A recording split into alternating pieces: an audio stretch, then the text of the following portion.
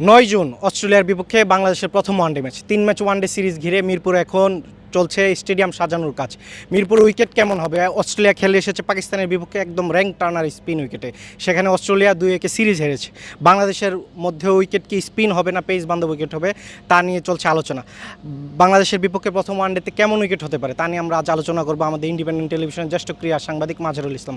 মাঝার, Australia তো পাকিস্তানের বিপক্ষে খেলে আসলো, একদম ধরাশায়ী অবস্থা, 2-1 সিরিজ হার। বাংলাদেশের সঙ্গে 3 ম্যাচ ওয়ানডে সিরিজ, উইকেট কেমন হতে পারে সবচেয়ে বড় আলোচনার বিষয়, কেমন দেখছেন আপনি? প্রথমত যখন কথা বলছি কাজ চলছে উইকেটের, এবং দেখে মনে হয়েছে যে একটা ভালো উইকেটই হবে। তবে স্পিন না পেস, আবার কম স্পিন পেস বেশি, এমন মিশ্রণ থাকবে কিনা সেটা বড় প্রশ্ন। আর আপনি একটা কথা বলেছেন ধরাশায়ী হয়েছে, আমি একেবারে একমত না।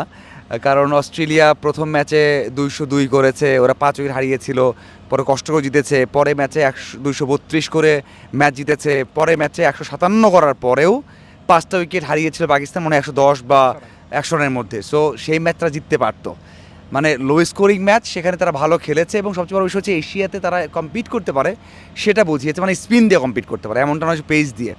তারা একটা পেসার নিয়ে খেলেছে। আপনি বাংলাদেশকে নিয়ে সবসময় সমালোচনা করেন যে বাংলাদেশ একটা পেসার নিয়ে খেলে, ভাই 2টা ওডিআই পাকিস্তানের মাটিতে অস্ট্রেলিয়া খেলেছে মাত্র একটা পেসার নিয়ে, একটা পেসার, সেখানে এলিস। আর আপনি গ্রিন খেলেছেন, আপনি তার প্রোফাইলে যাবেন ব্যাটিং অলরাউন্ডার, মানে জাস্ট লাইক সৌম্যকে দিয়ে আমরা টেস্ট খেলিয়েছি, ওই রকম বিষয়। তো অস্ট্রেলিয়া যারা ওয়ার্ল্ড চ্যাম্পিয়ন, যাদের মানসিকতা কখনো চেঞ্জ হয় না, তারা একটা পেসার দিয়ে পুরো ওডিআই খেলিয়েছেন। তার মানে তারা জানে যে ঢাকাতে ওটা হতে পারে। এবং সবচেয়ে বড় বিষয় হচ্ছে বাংলাদেশের ফোকাসটা কী, উইকেট আমি পরে রাখলাম, মানে উইকেটের বিষয়টা পরে রাখলাম। বাংলাদেশের ফোকাসটা কী? বাংলাদেশ জিততে হবে, ফার্স্ট অফ অল জিততে হবেই। বাংলাদেশ দলের ওডিআই বিশ্বকাপ সরাসরি খেলতে হবে, খুবই গুরুত্বপূর্ণ একটা সিরিজ।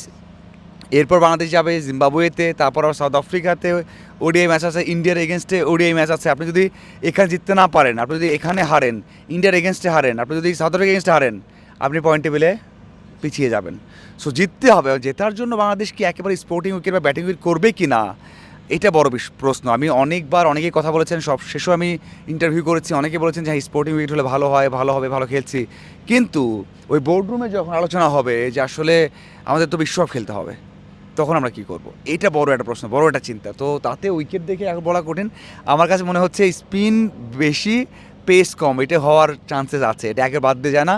এমনটা নয় যে 150 রানের উইকেট হবে যেমন পাকিস্তান খেলেছে। আমার মনে হয় 220-230 রানের উইকেট হতে পারে এটা। তবে সবশেষ যে সিরিজগুলো হয়েছে আমরা দেখেছি 280, 300 আশেপাশে রান গেছে, সেটা হবে না। আমার মনে হয় 200 থেকে 230-এর মধ্যে একটা স্কোর হবে। গতকাল অস্ট্রেলিয়া দল বাংলাদেশে পৌঁছেছে, কিন্তু আমরা দেখেছি বাংলাদেশের বিপক্ষে যে স্কোয়াডে যে অধিনায়ক মিচেল মার্শ, তিনি স্কোয়াডের সঙ্গে আসেনি। পাকিস্তানেও তিনি হ্যামস্ট্রিং ইনজুরির কারণে পাকিস্তান সিরিজে ছিলেন না।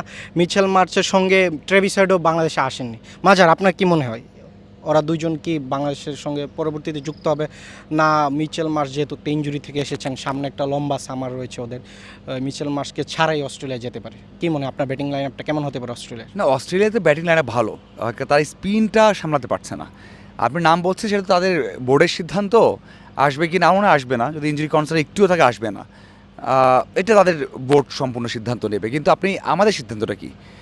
আমাদের সিদ্ধান্ত কীভাবে উইকেট প্রিপেয়ার করা হবে, তাদের খেলানো হবে।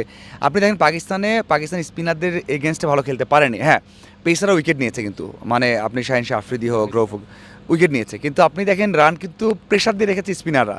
তারা 3.1 মানে 3.17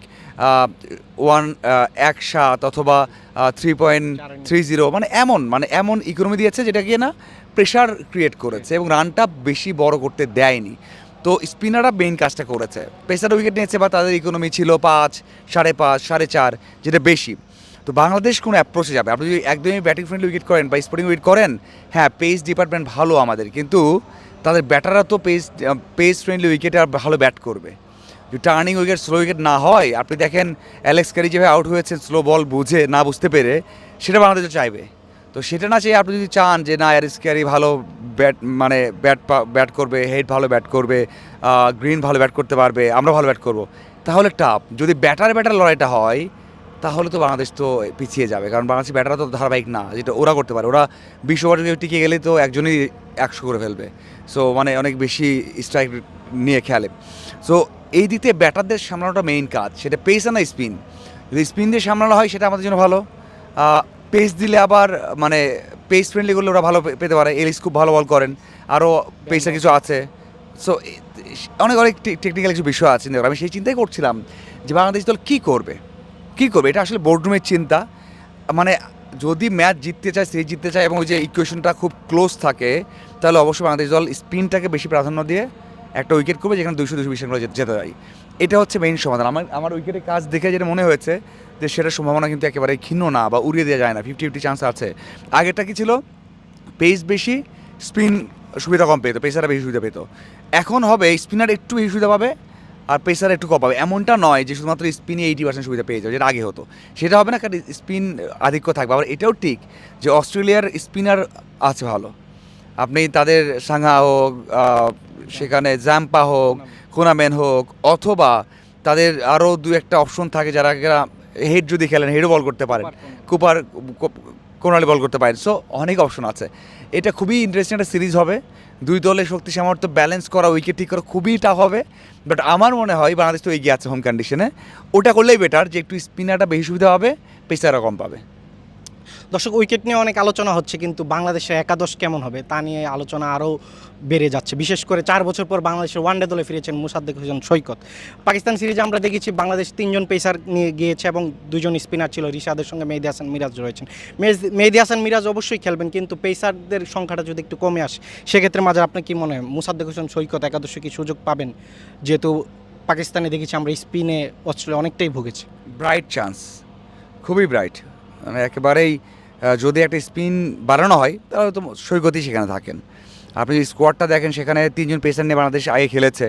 মিরাজ তো অটো চয়েস ক্যাপ্টেন, সাথে তানভীর খেলেছেন অথবা রিশাদ খেলেছেন।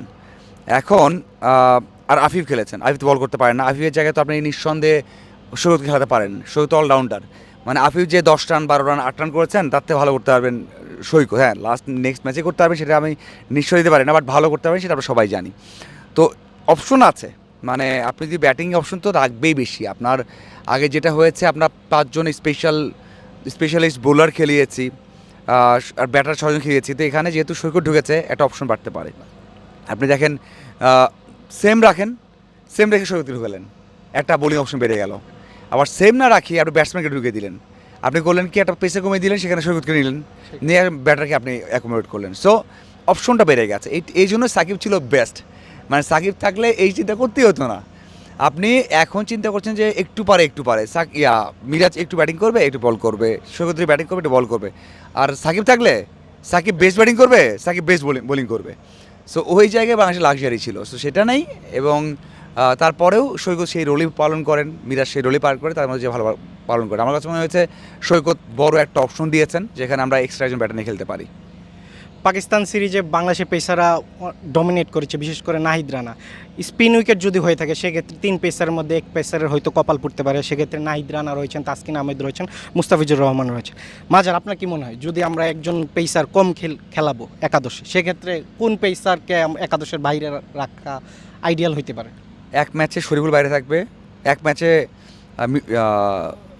মুস্তাফিজ বাইরে থাকবে, আর 2 ম্যাচে বাইরে থাকবে না তাসকিন এবং নাহিদ রানার মধ্যে। আপনি দেখেন, খেয়াল করেন, আমি যেটা স্পেসিফিক একদম বলি, মানে 2জনকে খেলাতে হলে নাহিদ রানা আর তাসকিন সেম, একজনকে নেবে, একজনকে ড্রপ দেবে। হয়তো নাহিদ রানা 2টা খেললো, নাহিদ রানা এবং মুস্তাফিজ, তার মুস্তাফিজ পরে আবার আপনি যখন যখন মুস্তাফিজকে টানা 2টা ম্যাচ খেলানোর পরে শরীফুলকে নিয়ে আসা হবে, ওই দিক থেকে হয়তো বা তাসকিনকে নিয়ে আসা হবে, অথবা অন্য কম্বিনেশন হতে পারে যে তাসকিন এবং সেখানে মুস্তাফিজ, রানা এবং শরীফুল। সো এটা হতে পারে, বাট কম্বিনেশন এমন হবে। আর 3জন খেলে তো 3জন থাকছেই। একাদশ নিয়ে, বোলিং নিয়ে অনেক আলোচনা হচ্ছে। সেক্ষেত্রে একটি আলোচনা রয়েছে বাংলাদেশের ওপেনিং নিয়ে। সৌম্য সরকার একটা লম্বা সময় তিনি দলের আসছেন এবং যাচ্ছেন। সৌম্য সরকার নিয়মিত একাদশের সুযোগ পাচ্ছেন না। সাইফ হাসানকেই নির্বাচকরা প্রেফার করছেন। আপনার কি মনে হয় সামনে ইন্ডিয়া সিরিজ, তারপর বিশ্বকাপ, সৌম্য সরকারকে যদি বাংলাদেশ একাদশের 3য় ওপেনার হিসেবে বিশ্বকাপ পর্যন্ত ক্যারি করা হয়, সৌম্য সরকারকে এই সিরিজে সুযোগ দেওয়া উচিত কিনা? সৌম্য লাস্ট ম্যাচ খেলেছেন, ভালো খেলেননি যদিও। আগের সিরিজের সেরা সর্বোচ্চ স্কোরার ছিলেন মেবি ওয়েস্ট ইন্ডিজ এগেনস্টে। 95 বা 94 একটা ইনিংস আছে, বা 93। সো বাদ দিয়ে এটা খারাপ করেছে, অনেক ভিডিও বানিয়েছি, অনেক কথা বলেছি, যাদের সাথে রিয়াকশন নিয়ে কথা হয়, তো সেখানেও কথা হয়েছে অনেক, ওটা অন্যায় হয়েছে। আমি একটা কথা স্পষ্ট বলতে চাই, আপনি 2027 যে বিশ্বকাপটা সাউথ আফ্রিকাতে বা আফ্রিকাতে, সেখানে আপনি হয়তোবা সাইফকে দেখতে নাও পারেন বা শঙ্কা থাকতে পারে, কিন্তু আপনি সৌম্যকে নিয়ে শঙ্কা দেখবেন না। ওই কন্ডিশনে সাউথ আফ্রিকার সাথে যদি খেলতে দেন, সাউথ আফ্রিকার সাথে এখানেই সৌম্য যা খেলেছেন হয়তো মনে আছে। সো কন্ডিশন এবং উইকেট পেস চিন্তা করে আপনি সৌম্যকে খেলাবেনই ওখানে। যদি খেলান তাহলে কেন 1 বছর আগে এখানে খেলাচ্ছেন না? আমি বলছি না যে সাইফ বাদ যাবে, বাট বললাম যে আপনি যদি চিন্তা করেন তাহলে তো অবশ্যই থাকবে, সৌম্য থাকবে, তাহলে সৌম্য কেন ম্যাচ দিব না? সাইফও খেলবে, সাইফও থাকবে, সাইফও ভালো করছেন, ভালো করবেন, এটা আশা করি, কিন্তু সৌম্যকেও সেভাবে প্রপারলি ইউজ করতে হবে। এবং ওপেনিংয়ে এখন ভালো সেট আপটা ভালো, আপনি তামিম, সাইফ, সৌম্য, আবার 3জনই খেলছেন, আপনি সাইফকে ওয়ান ডাউনে নামাতে পারেন, সমস্যা নেই। আমার 3জন থাকা ডিজার্ভ করেন এবং সৌম্যকেও রেগুলার ম্যাচ দেওয়া উচিত।